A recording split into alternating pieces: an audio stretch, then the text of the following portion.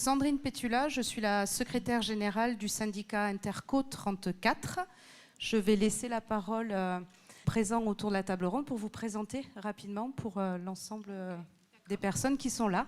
Très bien. Bonjour à tous et bonjour à toutes. Je suis Marie-Lise Léon, secrétaire générale de la Confédération CFDT. Voilà. Bonjour, je suis Catherine Konstantinovitch, je suis première présidente de chambre à la Cour d'appel de Montpellier. Je représente ici notre premier président qui est sur un site à Carcassonne pour rencontrer justement les différents professionnels de ce tribunal.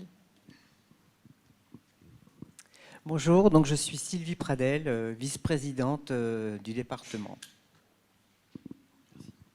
Bonjour à toutes et à tous, Jérôme Benoît, directeur général des services de la commune de Castries, dans l'Hérault, à l'est de Montpellier. Une petite commune de 7000 habitants et de 150 agents à peu près.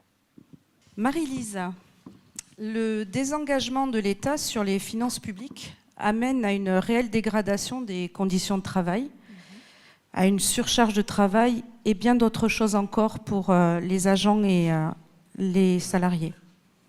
Quels sont, à ton niveau, Marie-Lise, les leviers pour agir? Alors, je n'ai pas de baguette magique. Déjà, ça va peut-être pas vous rassurer, mais en tout cas, ce qui est intéressant, c'est qu'il y a ce que moi je peux faire en tant que responsable nationale, syndicale, ce qui peut être fait aussi à l'échelle locale, parce que je pense que la question du budget conditionne beaucoup les moyens alloués et la capacité de faire son travail pour les agents des différentes fonctions publiques, notamment des collectivités territoriales. Mais il y a aussi, on y reviendra sur la question d'essayer de se dégager, je pense l'important c'est de pouvoir aussi de se dégager des marges de manœuvre locales. Alors, ça tombe très bien que cette matinée soit aujourd'hui, puisque je viens d'apprendre que Éric Lombard venait d'annoncer la tenue prochaine mi-avril d'une conférence des finances publiques, ce qui est une demande CFDT depuis de nombreux mois, qui ne fait pas forcément la une des journaux, mais en tout cas, je pense que c'est une méthode extrêmement importante de construction démocratique et d'avoir des débats démocratiques autour de la question de la construction des budgets, qu'ils soient les budgets de l'État comme ceux de la sécurité sociale. Et donc, moi, mon action, ça a été ça, de dire à un moment, je porte la parole des agents, donc je ne veux pas, d'ailleurs, qu'on parle de l'activité, du travail des agents des fonctions publiques uniquement à l'aune du budget, puisqu'en fait, ça voudrait dire que les agents ne sont qu'un coût et que leur travail ne rentre que dans un budget que l'on essaye de restreindre le plus possible, puisque vous êtes tous au courant des difficultés du déficit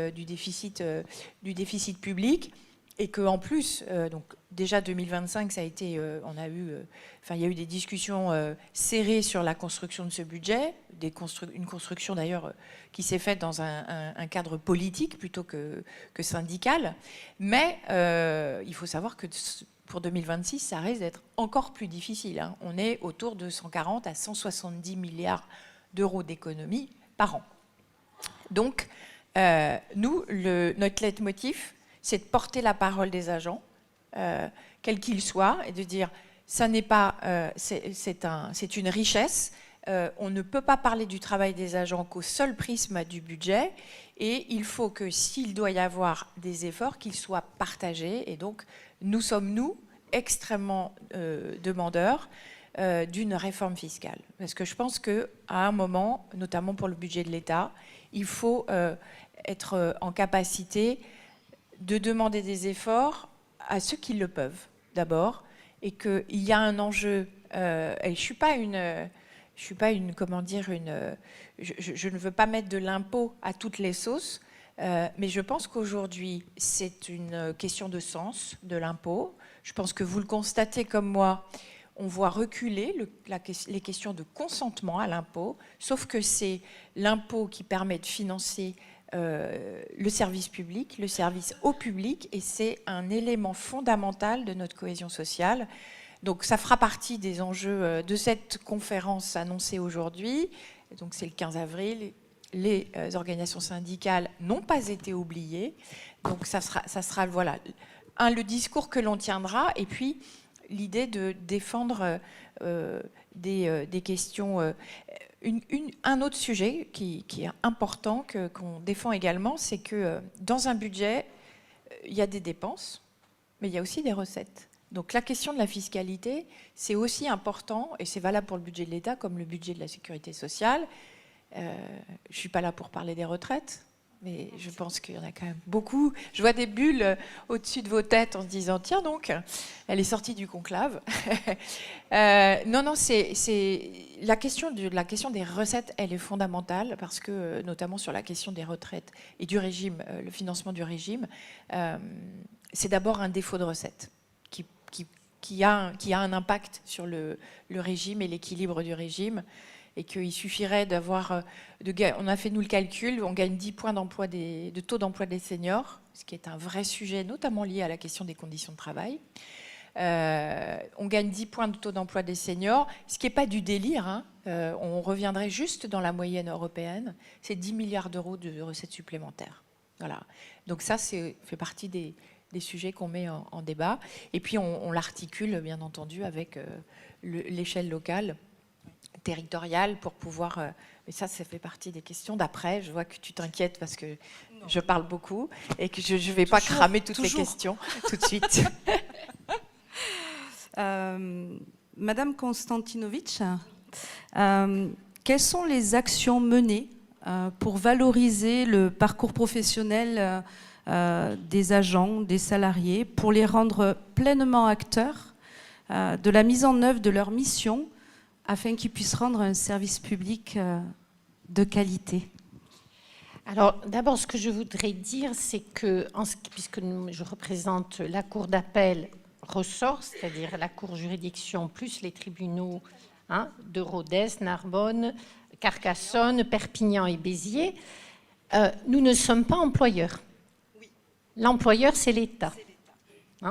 Voilà, c'est l'État, et c'est l'État qui fixe...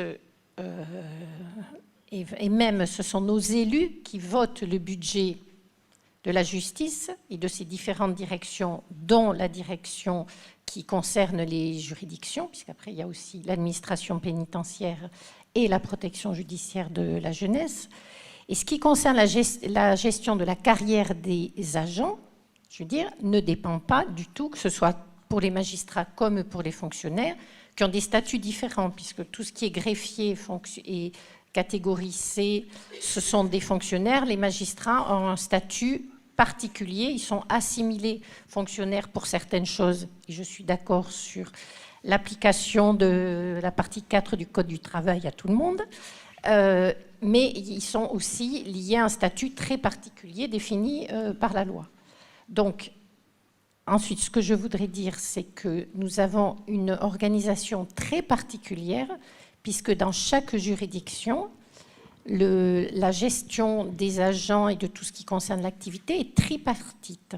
C'est-à-dire que les magistrats du parquet dépendent du procureur ou du procureur général, les magistrats du siège du président ou du premier président, et tous les fonctionnaires, les greffiers, tous les fonctionnaires dépendent des directeurs de greffe. Donc, tout ça, nous sommes habitués à une gestion donc tripartite. Ensuite, nous avons tous des évaluations qui sont faites par nos différents hiérarques, qui ont été modifiées tant pour les magistrats que pour les personnels de greffe, puisque maintenant on parle même pour les magistrats d'une évaluation à 360 et même d'une auto-évaluation. Donc, il y a eu beaucoup d'avancées sur ces questions et beaucoup de réflexions. Mais au final, nous sommes tributaires des décisions de la chancellerie nous concernant. Voilà, je ne vais pas rentrer dans le détail approfondi, mais nous sommes tributaires effectivement des décisions de notre ministère sur la carrière des agents, que ce soit les magistrats ou les fonctionnaires.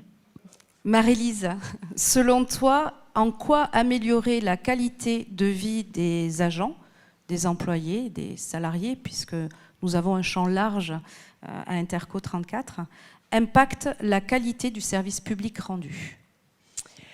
Alors, j'ai l'impression d'être en dissert. Vous avez 4 heures. OK. Alors, moi, je suis convaincue, et c'est d'ailleurs ce qu'on avait une initiative qu'on avait lancée pour les CDTistes de la salle. Je pense que vous avez souvenir du badge « Je suis une richesse », qu'on avait, une campagne qu'on avait... alors ça, c'était une façon aussi de donner à voir les missions, la réalisation en fait du travail des agents des fonctions publiques, en disant je suis pas qu'un coup, je suis d'abord une richesse parce que j'apporte par mon travail au service public et la façon dont je rends ce service au public. Et moi, je suis convaincue, on est dans une période un peu particulière aujourd'hui. On a évoqué la question de l'intelligence artificielle, les enjeux de transformation écologique, on va y revenir plus tard aussi. Moi, je pense qu'on est aussi en train de vivre une métamorphose du travail, notamment après le Covid, où on a connu tous un épisode traumatisant. On l'a tous vécu différemment, mais je pense qu'on a tous été questionnés, moi-même en tant que responsable syndicale, dans mon rapport au travail et la façon dont j'avais aussi envie de lui donner de la place ou pas, ou plus ou moins dans ma vie. Et ça, je pense qu'on ne fera pas de retour arrière. Et qu'aujourd'hui, alors c'est tous les... Et du coup, avec ces changements de rapport au travail, on entend de façon assez absurde d'ailleurs que les jeunes ne veulent plus travailler. Moi, j'en suis pas... C'est faux, c'est totalement faux. Sauf qu'aujourd'hui, on veut travailler différemment et on veut mieux travailler. Moi, c'est ce que j'entends à longueur de journée, de me dire, la question n'est pas de travailler plus ou travailler moins. Moi, la question, c'est de travailler mieux. Je veux avoir des bonnes conditions d'exercice de mon travail. Et dans la caractéristique des agents des fonctions publiques, c'est qu'il y a très souvent un choix de faire ces carrières professionnelles, d'être au service du public, de rendre un service public, et que la façon d'exercer ce travail, il est intimement lié à la façon dont on rend service au public. Et moi, je suis convaincue qu'on ne rend pas le même service au public quand on n'est pas bien dans son travail. Ça, c'est moi, ça me semble évident, et que du coup, c'est pour ça que c'est aussi intéressant de parler de service au public quand on est CFDT, c'est qu'on est, je dirais, des deux côtés du guichet. On peut avoir un regard sociétal citoyen, mais aussi un regard professionnel sur la façon dont les conditions d'exercice se font. Et donc, en termes d'action syndicale, je pense que notre responsabilité aujourd'hui, c'est de répondre à cette souffrance. Ça a été évoqué en termes de difficultés d'exercice du travail, d'exposition à des risques professionnels, à des maladies professionnelles. Alors vous êtes probablement, j'étais avec des collègues d'Interco, mais d'une autre région il y a quelques semaines, qui me disaient mais Marie-Lise, moi j'ai l'impression que mon boulot syndical, c'est de passer mon temps à examiner des dossiers d'invalidité, d'incapacité.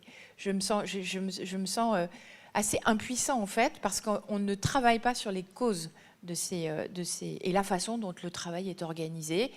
Ça fait conditions de travail, organisation du travail, c'est un des sujets de revendication de la CFDT depuis de nombreuses années. Et donc ça nécessite du dialogue social local pour trouver justement les bonnes modalités d'organisation de ce travail, qui ne peut pas non plus être figé dans le temps. Alors, un des modes d'organisation du travail qui a fait débat et qui a été beaucoup mis en lumière, c'est le télétravail, par exemple. Je sais que ça ne concerne pas tout le monde, c'est un tiers seulement des actifs qui ont pu, enfin des salariés qui ont pu avoir accès au télétravail. Et je trouve que c'est intéressant de regarder comment ça se concrétise et l'immaturité qu'on a en fait en France à pouvoir faire de cette organisation du travail un vrai objet de dialogue social. Et je sais que dans les fonctions publiques, ça a été encore plus une difficulté. Mais je pense qu'on a aussi, nous, une carte à jouer en tant qu'organisation syndicale, d'embarquer les citoyens et de dire à un moment, le sens de notre action, c'est ce service au public. Et la qualité du service qu'on peut rendre, il est largement tributaire aussi de la qualité de nos conditions de travail. Merci Marie-Lise. Monsieur Benoît, comme le dit Marie-Lise, le télétravail, impulsé fortement depuis la période Covid, a permis de définir un autre rapport au travail. De votre place, considérez-vous que cela a un impact positif sur l'efficacité du travail réalisé ?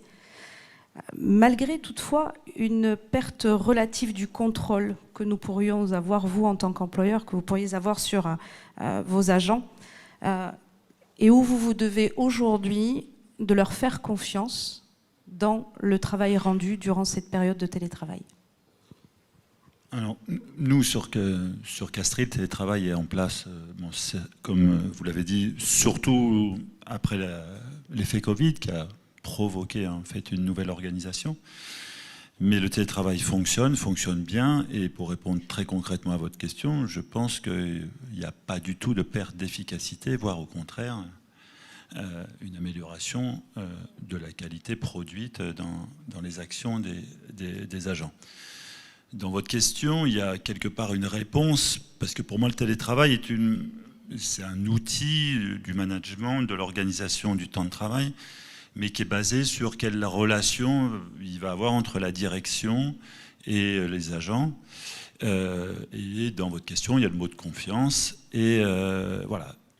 Pour moi, le télétravail, encore une fois, ça va être l'outil pour mettre en place des objectifs. Donc il faut que les objectifs soient clairs. S'ils sont clairs pour le manager et pour l'agent, c'est-à-dire qu'est-ce qu'il doit produire, entre guillemets, qu'est-ce qu'il doit faire, quelles sont ses tâches, est-ce qu'il est fait sur place ou est-ce qu'il est fait en télétravail, c'est de la négociation, mais ce qui est important, c'est que ces tâches soient réalisées pour le manager. Ça, c'est le premier élément. Donc s'il a confiance, si le manager a confiance dans la manière qu'a l'agent de travailler, qu'il le fasse en télétravail ou pas en télétravail, j'aurais tendance à dire, peu importe. L'autre élément, c'est et ça, c'est un peu, ça va rejoindre d'autres choses qu'on a eues dans le dialogue avant, c'est sur la justice au sein des agents. La difficulté dans le télétravail, c'est que tout le monde ne peut pas en faire. Dans une collectivité, ça va surtout concerner bien sûr l'administratif, hein, je dis des banalités. Donc plein d'agents en face à face usagers, type accueil, type animation, type ATSEM, type crèche, tout ça ne sont pas considérés et peuvent accéder au télétravail. Au même titre, tout à l'heure, vous disiez la justice entre un service qui est bien doté et un service qui est moins bien doté en termes de personnel. Il faut donc remettre au centre le manager, d'expliquer pourquoi il met le télétravail en place pour telle action et pourquoi il ne le met pas en place pour tel service, premier élément. Et deuxième élément, que les élus soient aussi impliqués dans ce processus à travers le CST et les explications qu'on pourrait donner dans le CST ou du protocole de télétravail. Parce que moi, la grande difficulté que j'ai, c'est de refuser la création de postes. Je dévie un peu là.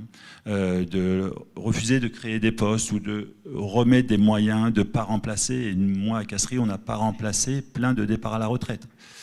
En administratif, et en plus, il y a personne de Castries dans la salle, donc il ne faut pas que je dise de bêtises, parce qu'autrement, on va me dire que je dis des... Voilà, donc je fais attention à ce que je dis, je vais dire que des vérités. Moi, je vais essayer. Et donc, je reviens sur le choix. En administratif, il y a eu des départs à la retraite qu'on n'a pas remplacés, parce que, je rejoins ce que disait le collègue, il y a des évolutions de l'organisation du travail, des moyens, des outils, tout ça qui nous ont permis cela. À côté de cela, d'autres services ont été renforcés, mais par choix des élus qui mettent tel ou tel service en place. Parce qu'une collectivité, elle se doit de rendre des services à la population, de créer une épicerie solidaire, de créer une école de musique et tout ça. Et ça, il faut des moyens en face. Donc c'est des choix d'élus, portés après par la direction, mais qui doivent s'expliquer. Si l'agent voit à côté qu'il y a 5 embauches alors que dans son service, on ne remplace pas, il faut l'expliquer. Ce n'est pas forcément compris, accepté, mais si on ne l'explique pas, c'est sûr que ça ne sera pas compris. Donc oui, je me suis un peu dispersé plutôt. Oui, le télétravail, c'est une vraie force. Je pense que c'est l'outil vraiment idéal pour améliorer des éléments qu'on ne pouvait pas améliorer avant dans la qualité de vie au travail. Avant, on ne pouvait pas permettre à l'agent de respirer un petit peu. Le télétravail lui permet de respirer à certains moments, réduit aussi, même si nous on est dans une petite collectivité, mais le temps de trajet, c'est pas neutre. Et troisième élément, il lui permet de se concentrer, et notamment pour les managers, et moi je m'astreins à essayer de faire une journée de télétravail par semaine, parce que ça permet à l'agent de se concentrer sur des choses où il a besoin d'être concentré, où il n'est pas dérangé, où il est... Voilà. Et après, bien sûr, il faut mettre les outils nécessaires de téléphonie, d'outils informatiques et tout ça. Mais voilà. Ça serait... Moi, je peux plus considérer une organisation sans télétravail. C'est pas envisageable à l'échelle de la collectivité. Voilà. Et même on y réfléchit pour des missions d'accueil, des missions... Voilà. Merci beaucoup. Madame Pradel, quelles sont les actions et outils développés dans les domaines de la vie personnelle et familiale des agents que vous avez pu mettre en place, comme par exemple une action sociale, la protection sociale complémentaire, ou bien d'autres encore outils pour les agents? Bon, alors pour commencer, je voudrais dire, je vais tâcher de répondre du mieux que je peux, hein, puisque je remplace ma collègue Nicole Morer, qui n'a pas pu être là présente aujourd'hui, mais bon, ça fait rien, parce que je fais quand même partie de certaines instances au niveau social au département, ce qui me permet un petit peu aujourd'hui de pouvoir vous répondre. Alors, je vous ai entendu, madame, dire tout à l'heure qu'il faut demander à ceux qui le peuvent de faire des efforts. Et je suis d'accord avec vous. Et encore faut-il en avoir les moyens, ou qu'on nous attribue les moyens nécessaires pour le faire. Et en fait, cet impact, eh ben, il en a un sur notamment les collectivités, les administrations, et bien sûr sur le département de l'Hérault. Mais ceci dit, malgré tout, malgré ce contexte tendu, le département tient absolument à contenir, à maintenir la qualité de vie au travail de ses agents. Tout d'abord, pourquoi? Parce que déjà, le département, c'est une collectivité qui a comme compétence la solidarité, l'accompagnement des personnes, l'aide aux personnes. Donc, qui est face à ces actions? Ce sont les agents de la collectivité qui sont constamment sur le territoire, qui accompagnent les personnes, voilà, dans leurs problématiques différentes. Et du coup, si on veut que ce service public soit maintenu et de qualité, il faut prendre en considération, oui, les agents, leur vie personnelle, professionnelle, pour qu'ils puissent justement bien faire leur travail. Ça, c'est important. Et je pense que c'est ce que le département essaie de faire. Je ne dis pas que c'est l'idéal, mais beaucoup de choses ont été faites. Il y a encore des améliorations. Mais ce qui est bien au département quand même, c'est qu'il y a un dialogue social. Et on a une direction qui concilie le dialogue social et la qualité de vie au travail. Et c'est pas rien. Il y a des instances où on peut entendre, écouter les agents dans toutes les situations, que ce soit familial, personnel, professionnel, etc. Moi, je pense aussi on a parlé de mal-être tout à l'heure. Il y a un monsieur qui a parlé de mal-être. Oui, effectivement, le mal-être, c'est un des maux de notre société. Mais ce n'est pas toujours lié qu'au travail, qu'à la condition professionnelle. Quelquefois, c'est lié à la personne elle-même. Si elle-même, dans son environnement personnel, elle n'est déjà pas bien, si déjà elle rencontre des difficultés dans sa vie, comment peut-elle être bien au travail? Il y a ça aussi. Donc, il existe des instances chez nous pour justement accompagner les agents qui sont dans ces situations-là. Déjà pour commencer, on a mis en place une souplesse au niveau des horaires de travail. C'est-à-dire que des agents viennent de tout le département. Et selon la distance qu'ils ont à parcourir, ils ont besoin de temps, ne serait-ce que pour déposer les enfants à l'école, voilà. Et du coup, on permet, il y a une mesure qui a été mise en place, c'est qu'on peut arriver jusqu'à 10 heures au département. Et je pense que ça, c'est important aussi pour les agents. Et je sais, ça fait quelques années qu'on le fait et je pense que c'est très apprécié. Donc ça veut dire que chacun aussi peut choisir son cycle de travail. Il peut travailler à la semaine, je sais pas, 35 heures, 38 heures ou 41 heures, selon. Et ensuite, ce temps de travail qui est choisi, à partir du moment où les heures mensuelles sont réalisées, il peut organiser son temps de travail comme il le souhaite. Ça aussi, c'est important.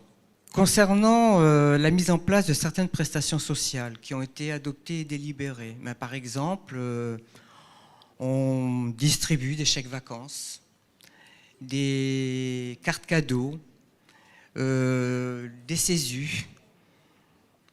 Sur le plan social, le CDI mène aussi des temps conviviaux. Nous avons par exemple chaque année la fête du personnel qui est organisée à la base départementale de Bessille, qui est un endroit magnifique, hein, où voilà, chaque année, les agents viennent avec leur famille pour passer la journée. Généralement, c'est au mois de juin, donc il fait beau. Ils viennent passer la journée avec leurs enfants, leur famille. C'est l'occasion aussi, souvent, de se rencontrer, de partager des moments autres que des moments professionnels, de pouvoir discuter, d'échanger aussi avec les élus présents. Et ça, voilà, je pense que ça fait aussi partie d'une certaine qualité de vie au travail. Ensuite, depuis plusieurs années, nous avons développé une politique de prévention de certaines maladies pour sensibiliser d'ailleurs les agents et préserver leur santé. Alors on lance des campagnes de sensibilisation, notamment sur le cancer du sein, cancer de la prostate. On lance des programmes réguliers pour justement sensibiliser les agents à ces risques-là. On a mis en place, on a aussi sur le site, il existe une crèche départementale pour les enfants des agents. Et ça, c'est pas rien, parce que c'est pas partout, on n'en trouve pas partout.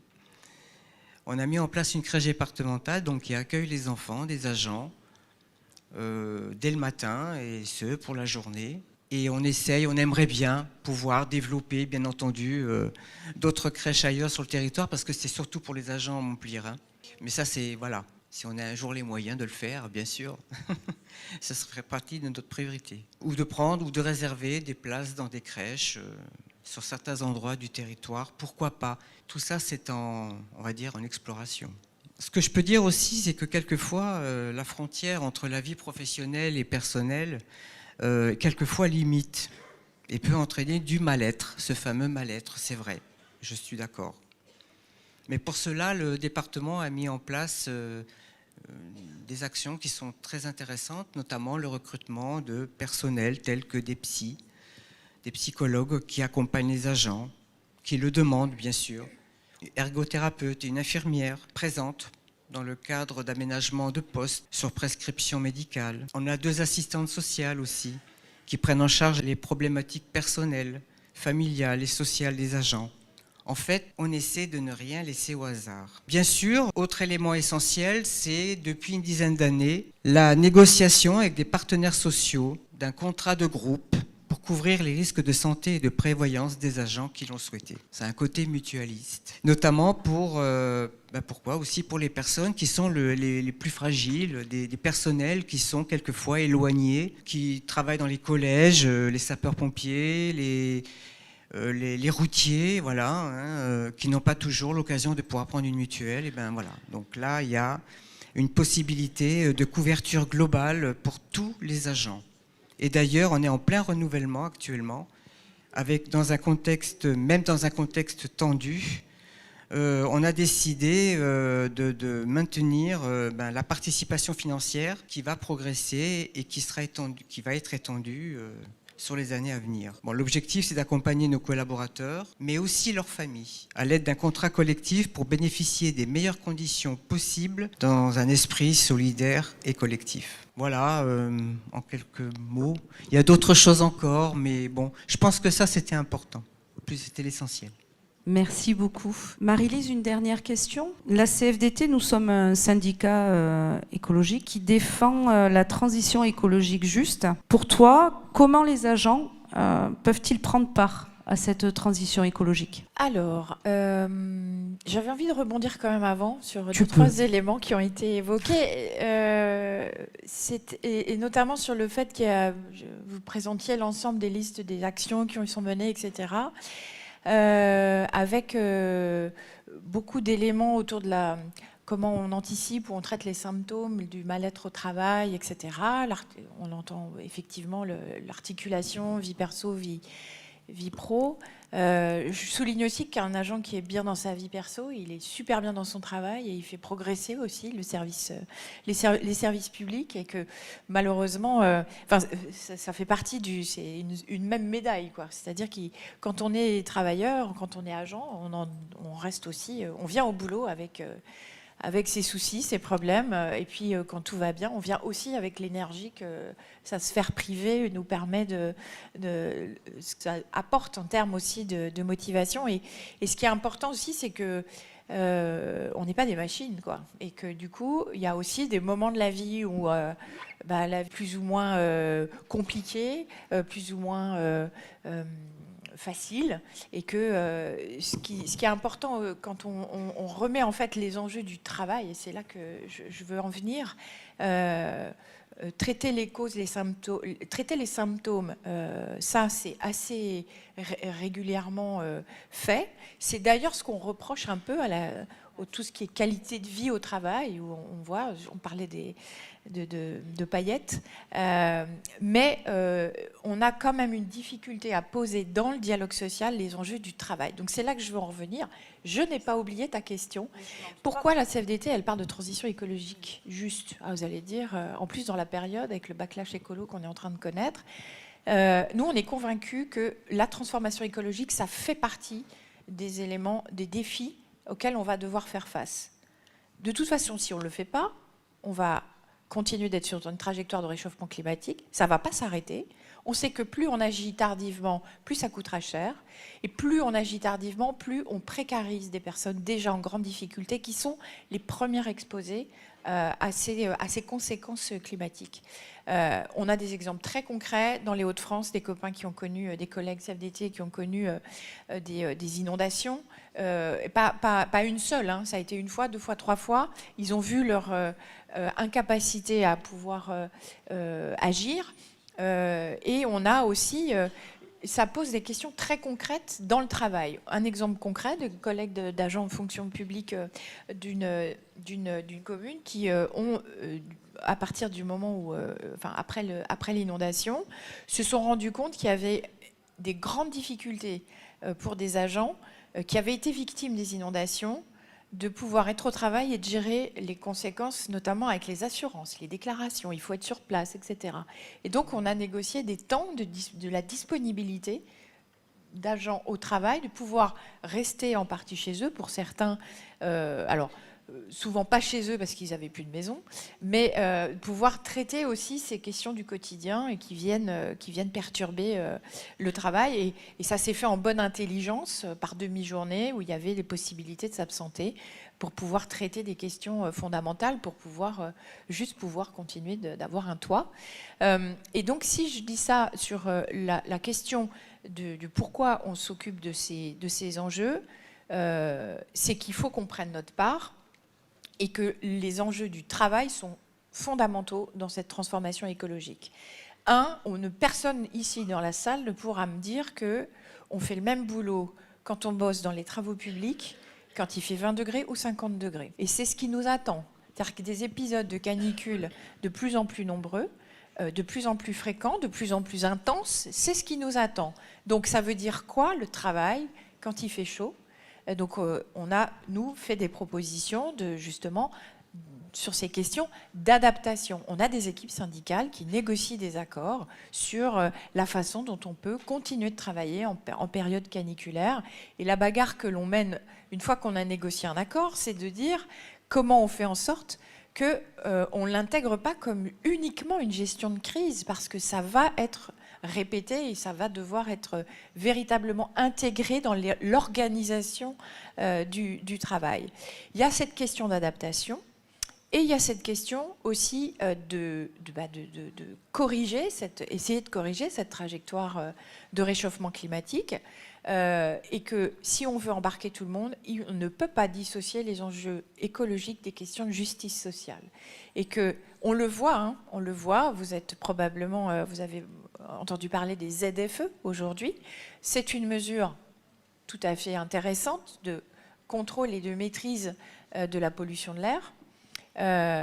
Sauf qu'on se rend compte que les interdictions, alors je ne connais pas spécifiquement les plans Montpellier ou l'Hérault, mais nous on a aussi des travailleurs et des agents qui ont des faibles rémunérations, qui ne sont pas en capacité de changer de véhicule, à qui on dit vous ne pourrez plus avoir accès, pas pour vous promener, vous ne pourrez plus avoir accès pour aller travailler.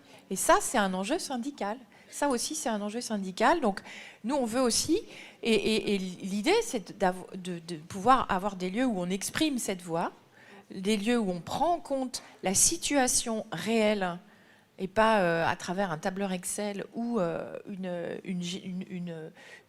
généralités, parce qu'il y a des cas très spécifiques dont il faut pouvoir tenir compte, qu'il faut pouvoir intégrer et pouvoir faire en sorte que tout le monde soit embarqué et qu'on ne soit pas, qu'on revienne pas en arrière avec des discours d'écologie punitive ou la brutalité écologique, comme j'ai pu l'entendre dans des équipes CFDT. Là, je me suis dit zut, mais c'était des salariés alors je me décale un peu des agents, excuse-moi, mais des salariés d'équipementiers automobiles, et qui se retrouvent face à une mutation complète de la filière, où il n'y a pas eu du tout d'anticipation, et qui me disent, mais en fait, qu'est-ce que nous, on devient ? Parce que moi, c'était une salariée d'une boîte qui fabrique des réservoirs. Oui, c'est sûr que des réservoirs dans une voiture électrique, c'est difficile de trouver sa place. Donc ça veut dire qu'il faut anticiper ces métiers qui vont être complètement impactés. Et il y a une action aussi qui est possible au niveau des agents de participer, c'est la question des critères sociaux, écologiques dans la commande publique. Ça fait aussi partie de la possibilité d'agir concrètement. Et on a des collègues à la métropole de Bordeaux qui ont travaillé qui ont demandé un groupe de travail pour le renouvellement des vêtements de travail, en voulant travailler plus localement. Et puis, ça leur a aussi changé la vie parce qu'en fait, ils ont été au cœur des besoins et de la définition des besoins de ce qu'ils avaient en termes d'attente par rapport à leur travail. Et donc, ce n'était pas uniquement confié à un pôle achat qui allait plutôt être à la chasse au coût et d'être plutôt intéressé, mais on avait à la fois un travail sur un achat local qui évite d'avoir des vêtements qui traversent la planète en conteneur, et en plus mieux adapté à ce qui était la réalité du travail. Et dans les échanges, c'était extrêmement intéressant de les entendre. Les agents me disaient, mais on s'est rendu compte qu'en fait, personne ne savait vraiment ce qu'on faisait. Enfin, je le dis de façon un peu caricaturale, mais c'était ça. Et donc, c'est ça l'enjeu de la transition écologique, la question de l'intelligence artificielle, du numérique. Ce sont des mutations qui sont à l'œuvre. Il faut qu'on puisse y mettre les enjeux du travail au cœur, le rendre visible et de pouvoir trouver les meilleures solutions pour faire face à ces mutations. Merci Marie-Lise. On va passer à la salle si il y a des questions. Alors, les micros, on peut en prendre un d'ici.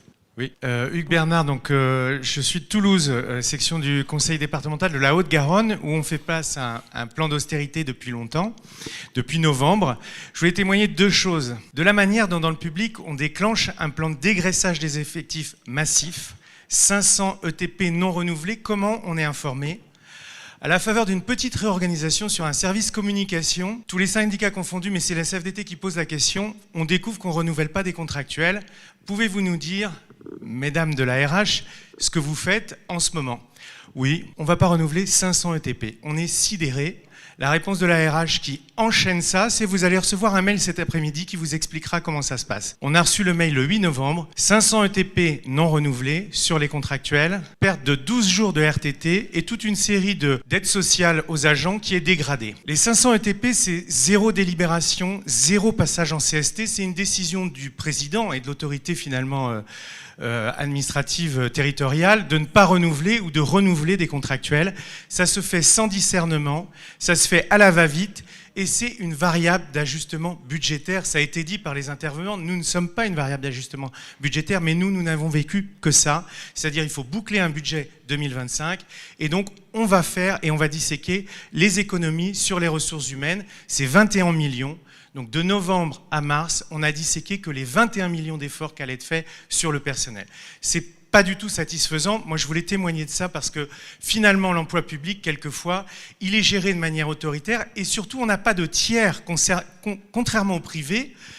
Au privé, un employeur privé doit faire face à un tiers qui est l'inspection du travail. Ça a été dit, donc on peut faire la continuité avec la table ronde précédente pour justifier de motivation, d'explication, pour justifier aussi d'une obligation de l'employeur privé, une obligation d'employabilité. L'employeur privé vire quelqu'un, s'il recrute sur le même poste, il doit reproposer à la personne. Nous, c'est 0 accompagnement, avec évidemment des événements dramatiques pour des contractuels qui ne sont pas recrutés. La CFDT a fait 1000 propositions pour mettre de côté les personnes les plus vulnérables, celles pour lesquelles le conseil départemental met des politiques publiques en place et donc va faire de l'accompagnement. Parents isolés, femmes seules avec enfants, aidants familiaux, les gens aussi qui ont des faibles possibilité de rebondir et retrouver Tout ça a été balayé. Faire aussi, je ne vais pas faire la liste de tout ce qu'on a proposé parce qu'elle est énorme, ça n'a jamais été discuté. Donc le témoignage qu'on peut faire quand on est un employeur public, quasiment ce qu'on veut sur les contractuels.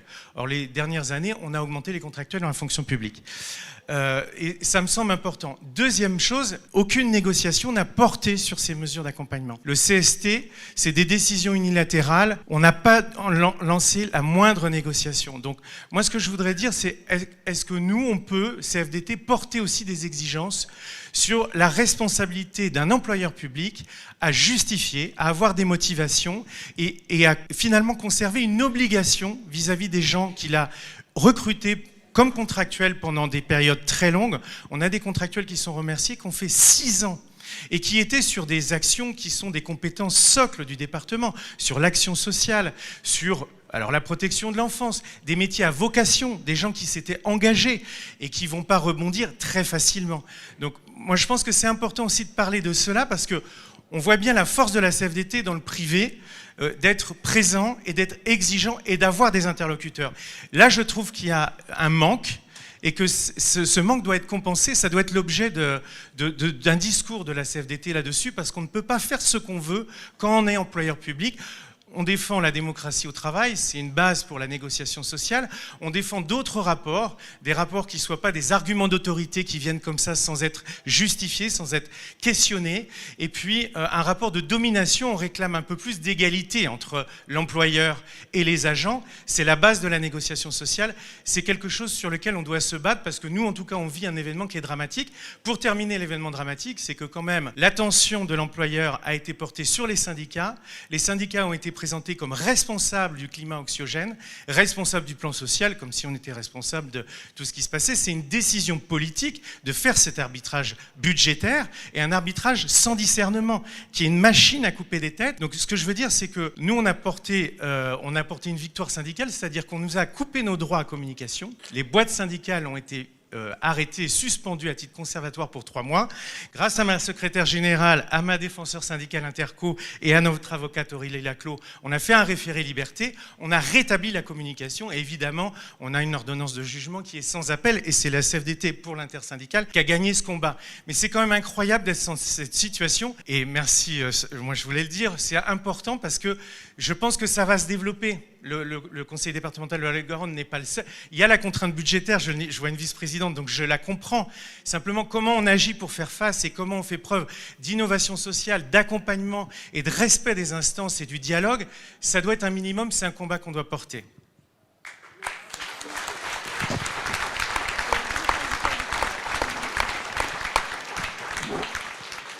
Merci Hugues. Une autre question ? Alors, une question, une réflexion. Bon, on peut être que solidaire de ce qui se passe à Toulouse, d'autant qu'on est dans un contexte budgétaire à peu près équivalent. On a la chance d'avoir des élus qui n'ont pas forcément fait les mêmes choix pour l'instant, mais on a relativement peu d'informations exactement sur ce qui va se passer ou pas. Ce qui est aussi très anxiogène chez nous, parce qu'on ne sait pas dans le détail comment ce plan va se mettre en œuvre. On a une coupe budgétaire, des contractuels qui ne sont pas renouvelés, des informations qu'on a, mais en même temps, on n'en a pas beaucoup plus. Donc c'est quand même non plus pas gagné à ce niveau-là. Et je crois qu'il faut, pour répondre aussi à la question sur la qualité du travail, on peut dire que malgré tout, ce contexte-là, il a engagé, moi je trouve, une diminution du dialogue social au sein de la collectivité, qu'on le veuille ou non. La qualité du dialogue social n'a fait que décroître depuis que moi je suis élu, c'est-à-dire depuis 2 mandats. Et il y a eu quand même une difficulté à maintenir ce dialogue social au sein de la collectivité, pour des raisons diverses et variées. Peut-être la peur aussi de voir d'autres syndicats arriver avec des revendications qui sont extrêmement, je dirais, revendicatives plus que constructives. Et c'est vrai que là-dessus, il y a un débat quand même sur la façon dont on opère le syndicalisme et qui est favorable à la construction d'un dialogue avec son employeur ou pas. Et je pense que la CFDT là-dessus a des leçons à donner et à pratiquer ça. Et ça, c'est ce qu'on a essayé de faire. Mais malgré tout, ça reste difficile.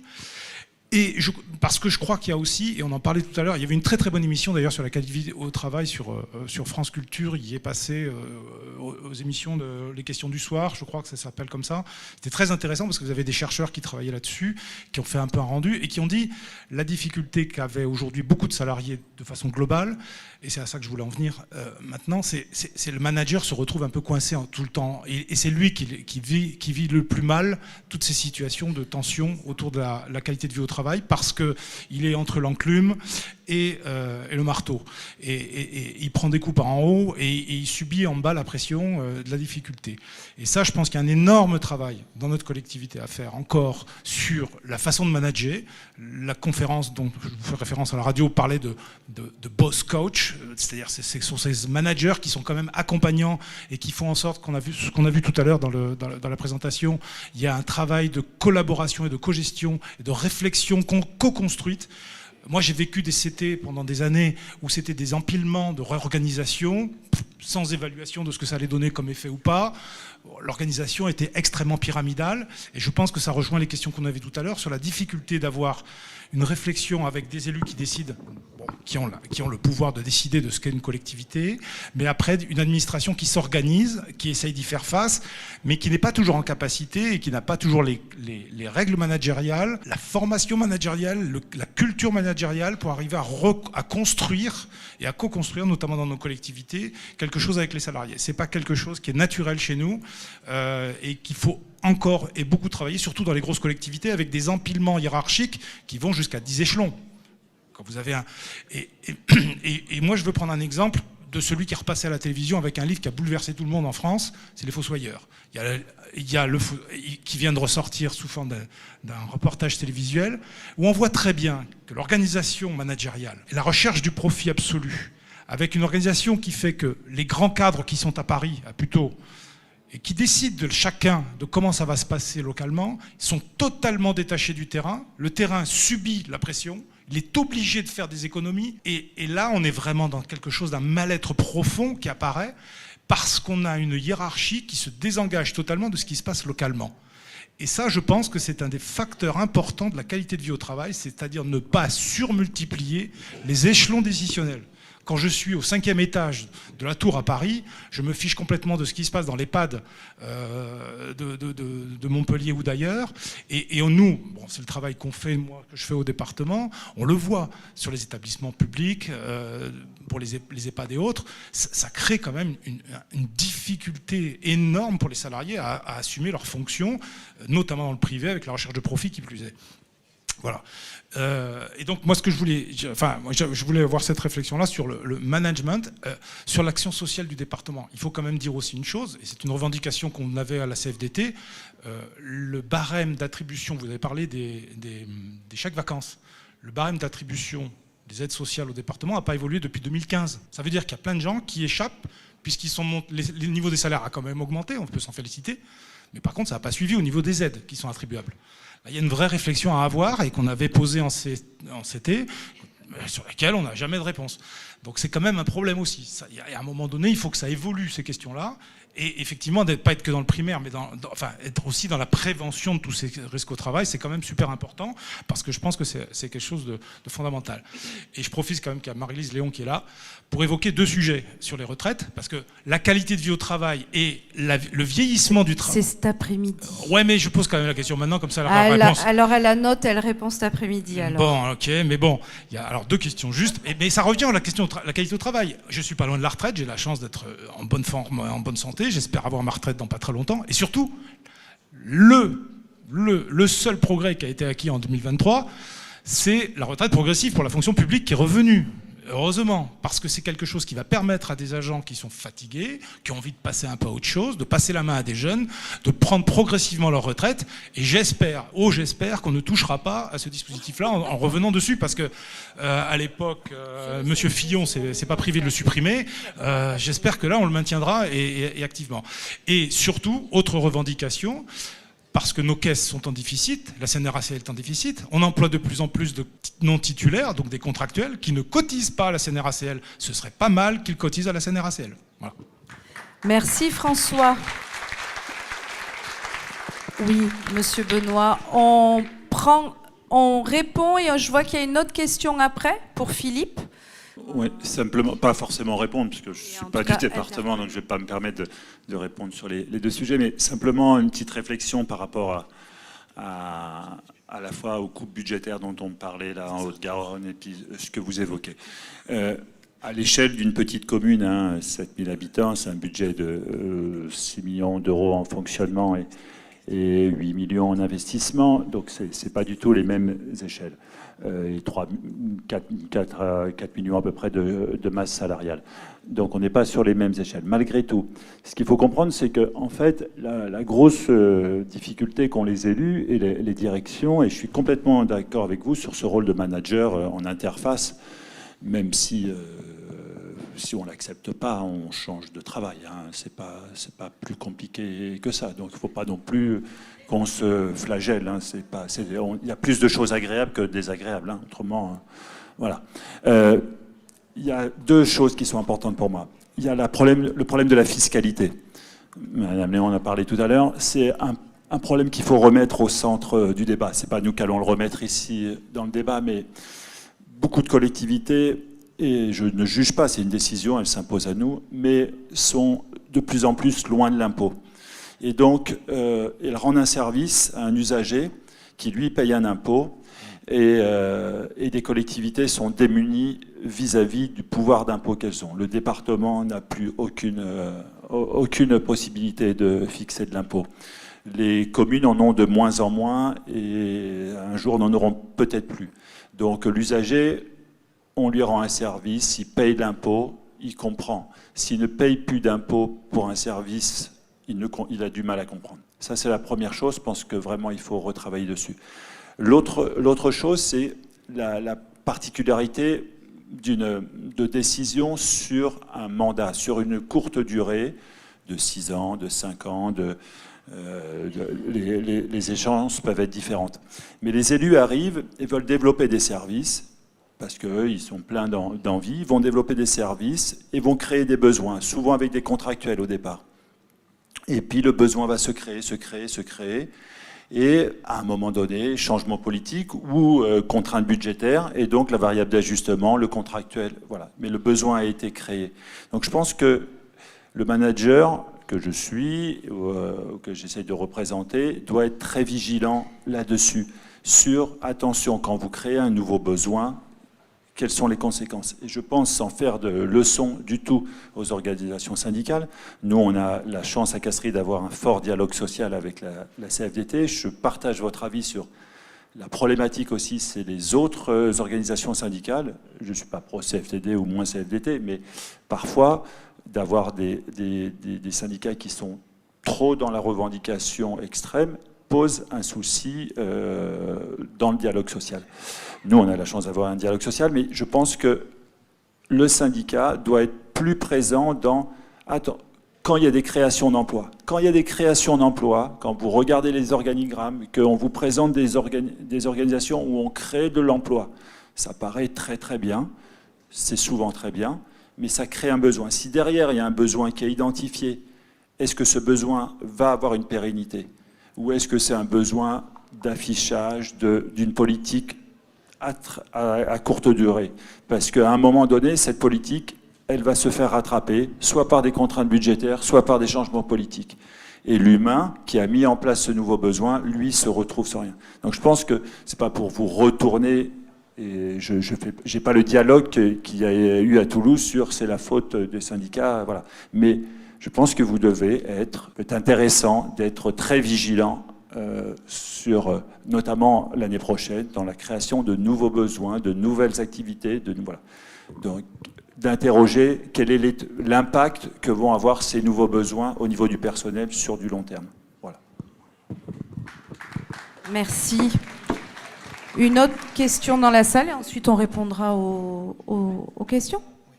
Oui, bonjour, Philippe Ricor, secrétaire général adjoint d'Interco 66. Moi, je vais être bref. C'est que le gouvernement vient de passer l'indemnisation des arrêts maladie à 90% pour la fonction publique. Et le retour d'agents que j'ai sur le terrain, que j'ai rencontrés récemment, me disent qu'ils ne pourront plus s'arrêter en cas de maladie et qu'ils viendront travailler même malades. Donc je voudrais savoir ce que la CFDT peut proposer, parce que là, pour le moment, je n'ai pas de réponse à leur apporter pour savoir ce que la CFDT fait contre ça. Merci.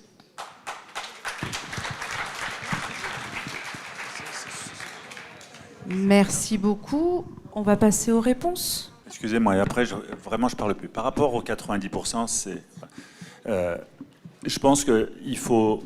la loi l'impose, donc je ne vois pas ce qui est possible de faire autrement, même si on peut lutter et tout ça. Maintenant, ça doit être une base de dialogue vraiment tout de suite à repasser entre les agents et la direction, et notamment avec la PSC, et voir comment la protection sociale complémentaire peut éventuellement intervenir ou pas. C'est un dialogue qui doit se poser, premier élément. C'est pas de le reposer sur les mutuelles, mais c'est un élément de réponse. Le deuxième élément de réponse, c'est par rapport au régime indemnitaire type IFSE ou tout ça, qui est un dialogue entre, je sais qu'à l'échelle de la métro, je ne sais pas s'il y a des agents métropolitains et de la ville de Montpellier dans la salle, mais il y a un dialogue qui a été fait à ce niveau-là entre la ville et les organisations pour revoir les conditions d'IFSE par rapport à cette perte des 10%. Voilà. Donc, ça s'impose à nous. Je ne sais pas s'il y aura un changement, mais par contre, il y a des leviers possibles à faire. Parce que pour une collectivité, ça ne va pas peser peut-être grand-chose. Par contre, pour les agents, effectivement, ça pèse vite. Voilà. Encore une question? Oui.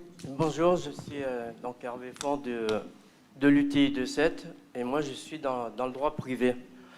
Mais justement, je m'interroge quand j'entends toutes ces pertes d'emplois que vous parlez depuis tout à l'heure. Dans le privé, on a par exemple une entreprise qui a des difficultés économiques, comme on entend depuis tout à l'heure dans le public. On met en place des PSE. Vous, dans le public, qu'est-ce qui peut être mis en place ou être proposé dans le même sens? Parce qu'on n'entend que des pertes sèches d'emplois, avec tout ce que ça représente, tout ce qu'ils peuvent devenir ou pas après, les agents qui ont perdu leur emploi, les familles détruites. Qu'est-ce qu'il y a pour eux? Voilà, je m'interroge. Voilà, merci. Alors, on va prendre une dernière question. Oui, voilà, je travaille à la ville de Montpellier. Je suis dans les écoles. En fait, il y a 3 fondamentaux. Si vous ne savez pas, à l'heure d'aujourd'hui, il y a 3 fondamentaux qui vont mal. L'éducation, la santé et la justice. Ouais. En fait, il y a 3 fondamentaux. Je répète, excusez-moi, bonjour. En fait, 3 fondamentaux qui vont mal à l'heure d'aujourd'hui. On le sait tous. Hein. C'est monnaie courante, on va dire. Hein. Santé, justice, éducation. Mais moi, je travaille surtout dans l'éducation. Et à l'heure d'aujourd'hui, en fait, là où c'est que je travaille, j'ai un vacataire, en fait, un CDD plutôt, qui a un contrat. Mais on lui dit son contrat est fini là, au mois d'avril. Le jeune, il a quoi, 24 ans, 25 ans, il a pris il n'y a pas longtemps un logement. Son contrat va s'arrêter. Avant, il était vacataire. Hein. Il est retourné en CDD. Mais dans pas longtemps, on va lui dire qu'il va être vacataire ou qu'on ne le reprendra pas. Il va se retrouver dans une situation précaire, qu'il était déjà auparavant, mais en plus de ça, il est jeune, il est animateur, il aime son travail, mais en plus de ça, La reconnaissance, il ne l'a pas au quotidien. Mais il s'investit au travail. Il aime les enfants, il ne fait pas que de la surveillance, il fait de l'animation.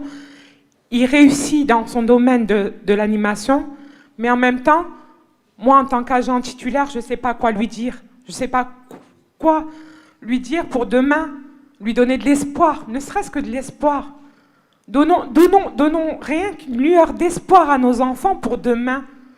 Aujourd'hui, il y a des travailleurs, des vies qui vont être perdues, mais non seulement derrière, qu'est-ce qu'on fait après ça?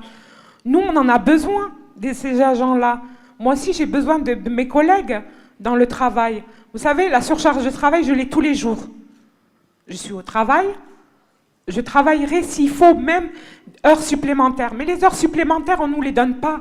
On ne nous les payera pas. Et si vous restez un quart d'heure ou 5 minutes de plus, on ne vous les payera pas. Mais ça, c'est pas grave, c'est du travail. Madame, vous êtes là, il en faut. Oui, il en faut. Mais une surcharge de travail à la fin de l'année, madame, c'est des heures perdues, mais gagnées pour vous, mais gagnées pour nous aussi, mentalement. Moi, j'ai travaillé pendant le Covid. Je n'ai pas compté mes heures. J'en veux à personne, mais je l'ai fait avec mon cœur. Mais à un moment donné, quand on est trop gentil, quelle reconnaissance au niveau de l'État, de la collectivité, nous sommes. Voilà, merci.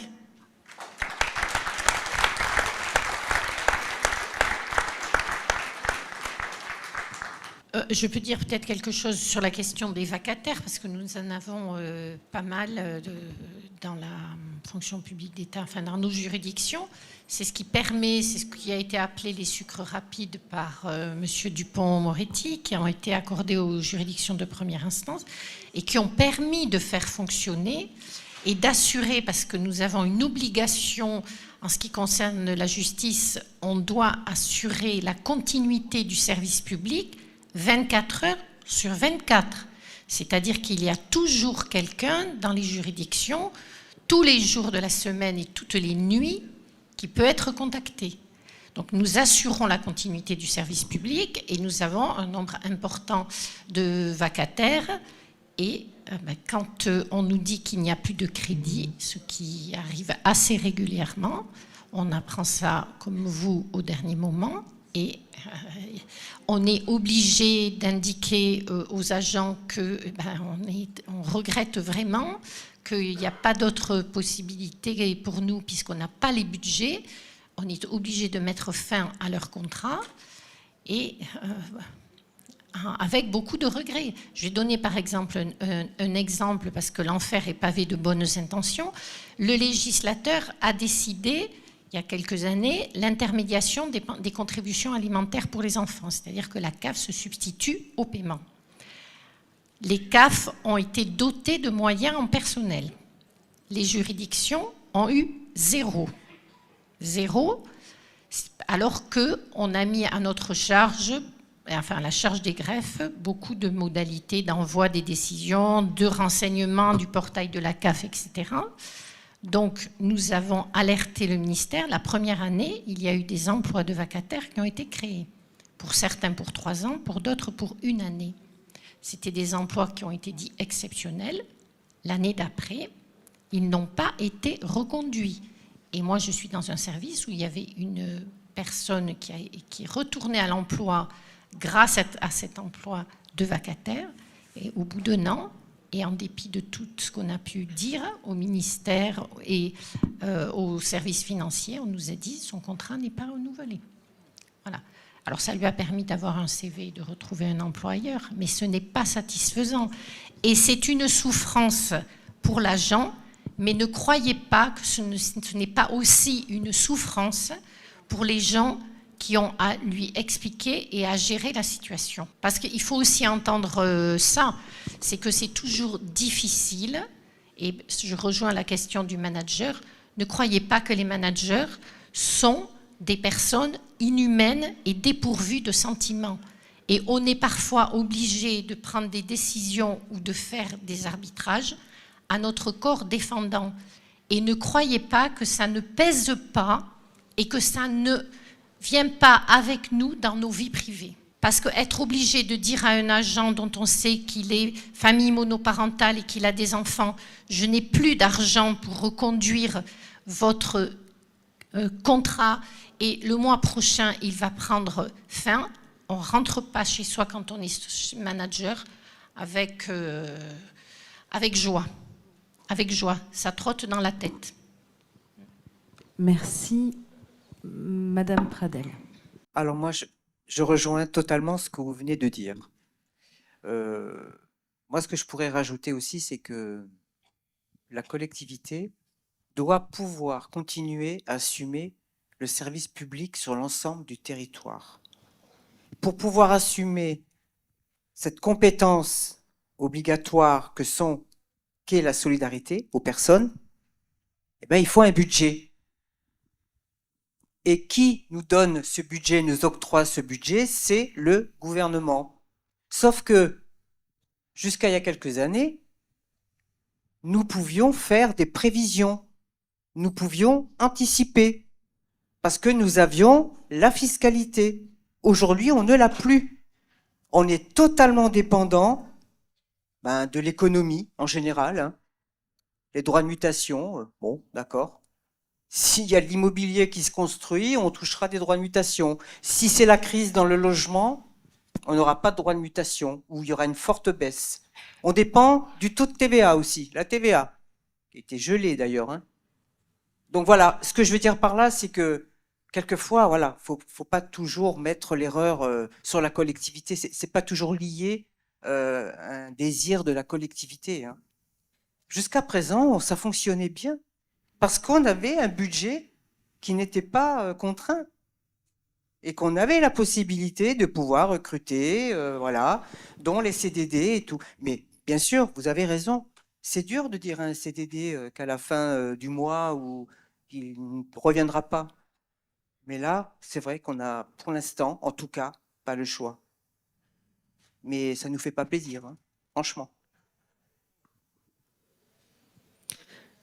Et à la CFDT, nous avons de cesse de dire à nos managers qui sont avant tout des agents et que nous sommes là, nous, CFDT, pour soutenir aussi les managers parce qu'ils ont un rôle qui n'est pas facile, comme vous venez de le dire, mesdames, de mettre terme à des contrats parce qu'il y a des contraintes, parce qu'il y a des orientations politiques, parce qu'il y a des choses qui sont et que vous ne maîtrisez pas en tant que manager.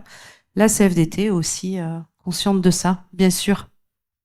C'est un peu la caractéristique de la CFDT, c'est qu'on n'est pas un syndicat catégoriel. Donc en fait, on essaye aussi de faire en sorte que l'ensemble du collectif de travail puisse se retrouver pour et on adhère tous à la même section syndicale, en fait, quand on est dans un établissement, une administration. Ce qui nous vaut des débats de section souvent animés, parce que pour le coup, les questions du travail, elles s'invitent aussi dans les...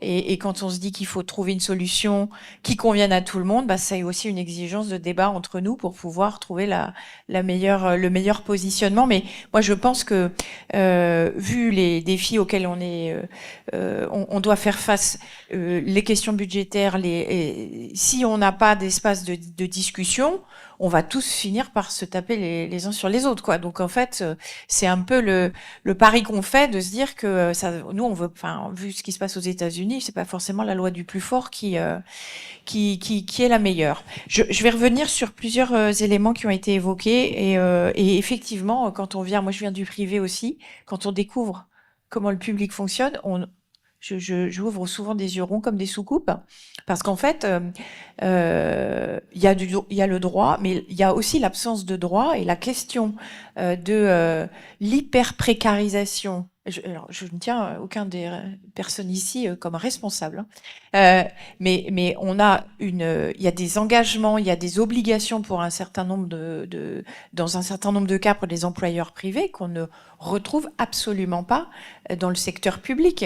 Et moi, j'ai beaucoup de responsables, de managers dans le secteur public qui ont eu des expériences dans le privé qui me disaient mais que ça relevait quand même parfois de la maltraitance, de devoir annoncer dans des délais aussi courts des modalités de renouvellement.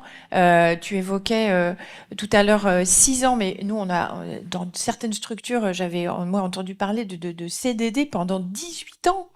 Donc, mais dans quelle entreprise privée ça aurait été toléré? Donc, on a quand même un sujet de droit, je pense. Je pense qu'on a un sujet de management, ça a été dit. On a besoin d'une culture de l'accompagnement et du soutien et pas du contrôle. Et je pense qu'il y a beaucoup de travail à faire quand même encore là-dessus. Moi, j'ai été frappée au moment du Covid de la façon, la différence entre le privé et le public sur la question du télétravail. Alors, outre le fait que les équipements étaient plutôt anciens, l'absence de pas du tout d'anticipation sur le fait d'avoir accès à des logiciels à distance, enfin, il y a quand même, et le fait, en fait, la question du télétravail dans les fonctions publiques était fortement ancrée comme c'est pas du travail. Donc, on ne le développe pas. Et donc, sauf que quand il a fallu mobiliser des agents et qu'ils utilisent leur équipement personnel pour bosser à la maison, là, tout à coup, on s'est rendu compte que c'était du travail et que la productivité était extrêmement importante. Je pense qu'on n'a jamais autant bossé pour ceux qui étaient en télétravail que pendant le Covid. Donc, il y a vraiment une question culturelle sur le management et il y a besoin d'une culture de dialogue social dans les fonctions publiques. On va se dire qu'on en est au b.a.-ba. Visiblement, il y a des endroits où ça se passe bien, mais quand on regarde d'un point de vue national, mais je vous donne un exemple, et c'est une question aussi de développer le dialogue social dans les fonctions publiques. Ça veut dire avoir des décisions cadres au niveau national et de faire confiance aux acteurs locaux pour qu'ils déclinent et qu'ils adaptent au mieux en fonction de leur réalité. Nous, ça, c'est notre vision. Moi, je pense pas que le dialogue social, aujourd'hui, il doit impérativement se faire en proximité. Moi, j'ai un adage, un droit, il colle aux aspirations des personnes qui sont concernées lorsqu'il est construit au plus près des attentes et des besoins. Et donc ça, je pense qu'on a encore beaucoup de boulot. Je prends l'exemple du Ségur de la santé qui prévoyait, notamment dans les fonctions publiques hospitalières, des revalorisations, mais aussi, le deuxième point extrêmement important pour la CFDT, c'était le développement de la négociation sociale dans les établissements. Ça n'avance pas d'un pouce, parce qu'en fait, quand on veut dialoguer et faire du dialogue social, faut être deux. Et qu'il y a beaucoup d'employeurs qui soit n'ont pas la volonté, soit ne savent pas du tout. Et c'est aussi culturellement quelque chose qui est pas du tout ancré. Et pour revenir sur ce qui était évoqué dans le cadre de le témoignage tout à l'heure, le dialogue social, c'est un cadre pour poser nos désaccords. On confronte les idées, on confronte les positions et on voit sur quoi on n'est pas d'accord et sur quoi on peut se mettre d'accord. Ça implique du rapport de force, ça implique une volonté des acteurs de chaque partie de véritablement aboutir. Mais pour le coup, je le dis comme ça parce que, avec tout le respect que j'ai pour les juristes, qui sont peut-être nombreux dans la salle, pour moi, le dialogue social, c'est pas de la mise en conformité avec le droit, en fait. C'est pas ça. Mais malheureusement, on voit que quand il y a une volonté de ne pas avancer, tu évoquais la question de je vous coupe les modalités de communication. Parfois, il n'y a que le droit et l'attaque juridique qui fait qu'on peut défendre nos droits.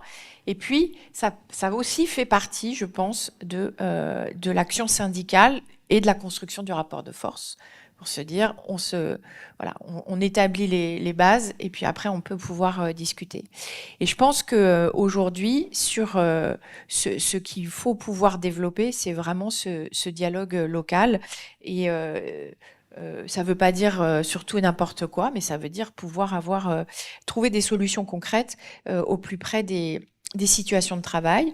C'est ce qu'on fait alors à l'échelle l'UFA, qui est notre union des fédérations fonctionnaires et assimilées à l'échelle pour la CFDT au national, qui est en discussion avec le ministre des Fonctions publiques et qui justement sur la question du passage à 90% là, des IJ, on a demandé un agenda social et on va exactement ce qui a été évoqué, essayer de passer par la protection sociale complémentaire pour pas que ça pèse sur le portefeuille et le budget des agents, parce qu'en fait, c'est la pire mesure. Alors, on l'a combattu, on a fait des manifestations au mois de décembre contre ces mesures, sur la question des jours de carence qui ont été retirés.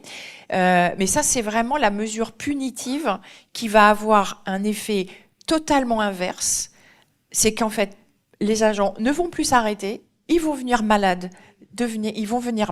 au travail, ils vont moins bien se soigner et en plus ils vont contaminer ou en tout cas mettre en péril un certain nombre du public dont pour certains ils sont censés prendre soin.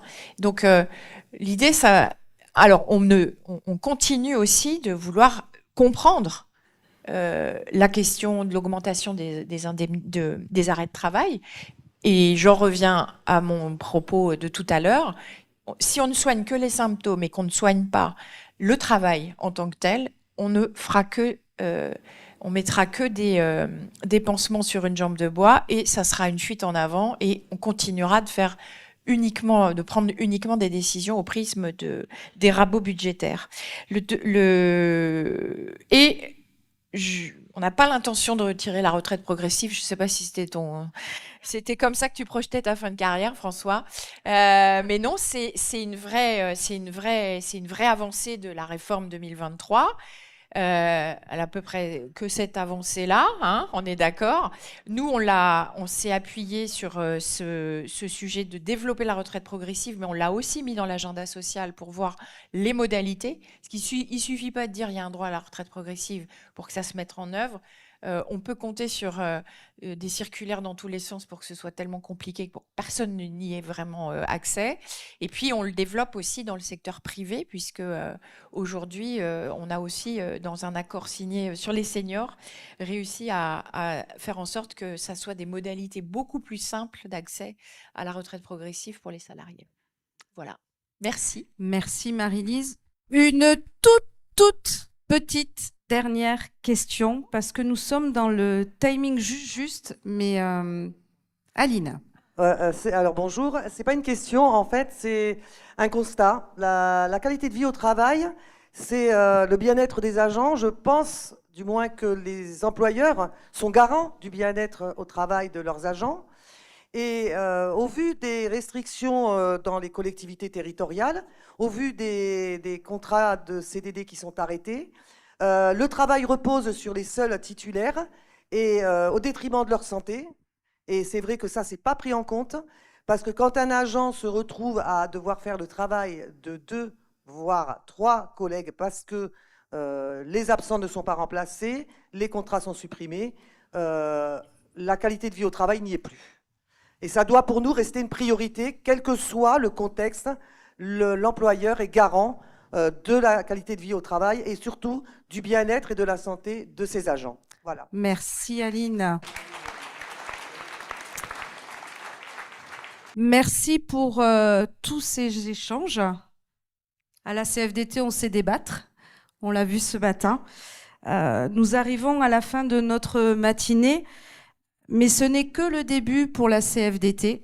Le début de poursuivre notre engagement pour défendre la qualité de vie et les conditions de travail des agents, des salariés, des travailleurs et travailleuses. Cette conférence, elle est aussi issue du questionnaire dédié qu'a lancé le syndicat Interco 34 sur l'échelle du département de l'Hérault, qui a été pour nous un outil crucial pour obtenir et recueillir des données précises est pertinente pour la perception des employés concernant leurs diverses missions, leur qualité de travail, leurs conditions de travail dans les collectivités, les administrations et les entreprises, puisque nous sommes, nous, représentatifs aussi dans le domaine du privé. On ne les oublie pas, les OPH, le funéraire, la régie des eaux qui sont représentés aujourd'hui dans cette conférence. Tous les acteurs du monde professionnel doivent être impliqués, on l'a dit, et on le redira encore, pour satisfaire le besoin du sens au travail, pour booster l'engagement, la motivation, pour prévenir les risques psychosociaux. Nous en avons un petit peu parlé aussi aujourd'hui. Pour accompagner la transformation, Marie-Lise, tu le disais, il faut accompagner cette transformation.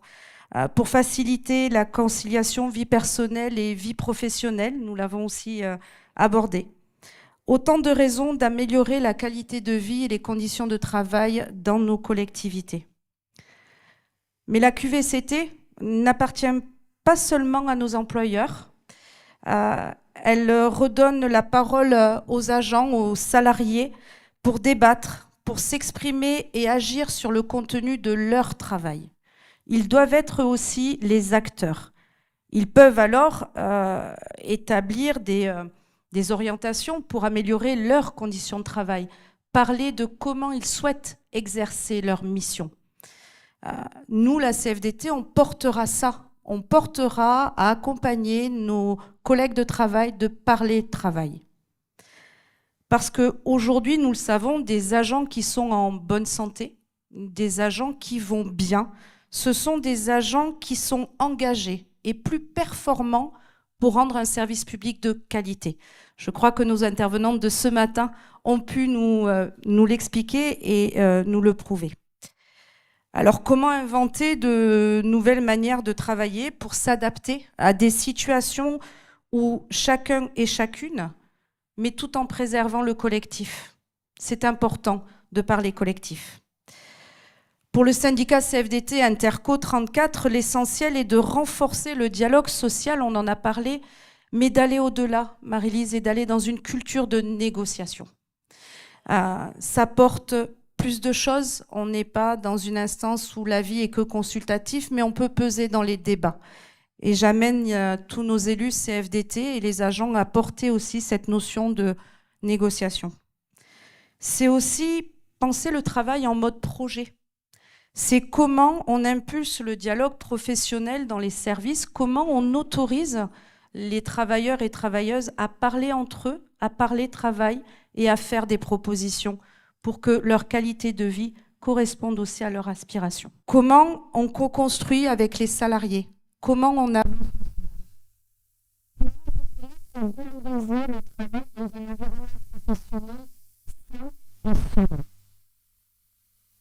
L'ensemble des aspects de la publicité sont aussi réfléchis lorsque nos employeurs proposent des organisations.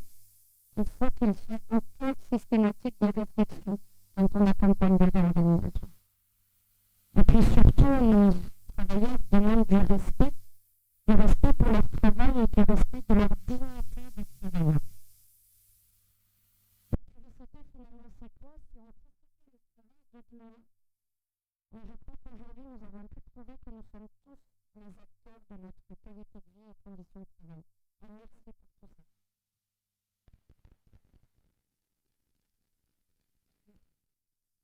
Un petit mot de fin, Marie-Lise, pour dire un petit mot.